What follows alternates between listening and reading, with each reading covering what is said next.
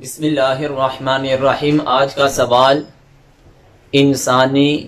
سر کے بال جو کنگھی کی صورت میں ٹوٹتے ہیں ان کو بیچنے کا شرعی طور پر حکم کیا ہے؟ تو اس کے بارے میں شرعی طور پر ضابطہ یہ ہے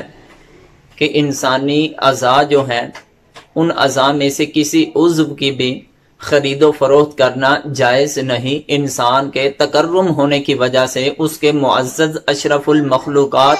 وَلَقَدْ كَرَّمْنَا بَنِي آدَمَ کا تاج اللہ کی ذات نے پہنایا، انسان کو اشرف المخلوقات بنایا۔ اس وجہ سے انسان کے جسم کے کسی بھی عضو کی شرعی طور پر خرید و فروخت کرنا یہ جائز نہیں ہے۔ رہا مسئلہ یہ کہ عورتوں کے سر کے جو بال کنگھی کی صورت میں ٹوٹتے ہیں، گلیوں بازاروں میں یہ آواز لگائی جاتی ہے اسپیکر کی صورت میں، مائک کی صورت میں، 4000 5000 6000 روپے کلو، تو گویا کہ اس طرح یہ بال کو بیچنا یہ شرعی طور پر جائز نہیں ہے۔ اگر ہم انسان کے سر کے بال بیچتے ہیں تو وہ بھی انسان کے جسم کا ایک جزو ہے، تو گویا کہ اگر ہم انسان کی بے کرنا، اس کے اعضاء کی بے کرنا، خرید و فروخت کرنا شروع کر دیں تو پھر ایک انسان کی مشابہت جمادات کی طرح ہو جائے گی، کیونکہ خرید و فروخت حیوانات کی ہوتی ہے، بیڑ بکریوں جانوروں کی ہوتی ہے، بھینسوں کی ہوتی ہے، درخت کی ہوتی ہے، پتھر کی ہوتی ہے۔ تو جب ہم انسان کے جسم کے اعضاء کی خرید و فروخت کرنا شروع کر دیں گے تو اس میں انسان کے لیے تذلیل ہے، تو اس سے انسان اشرف المخلوقات کی حیوانات سے اور اس کے بعد جمادات کے ساتھ مشابہت ہو رہی ہے، جس میں اس کے مرتبہ کے لحاظ سے ذلت اور رسوائی ہے۔ رہا دوسرا مسئلہ یہ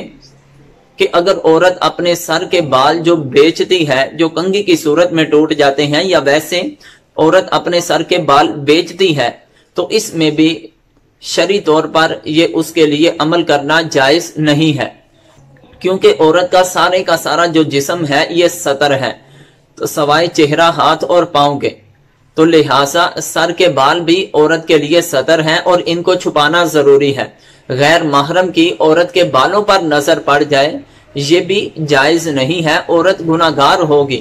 تو لہٰذا جب کنگھی کے ٹوٹے ہوئے بال وہ بیچے گی تو گویا کہ اس کو غیر محرم دیکھیں گے، اس کی نظر پڑے گی، تو اس لیے اس کے لیے یہ عمل کرنا حرام ہے، شریعت اس کی اجازت نہیں دیتی ہے۔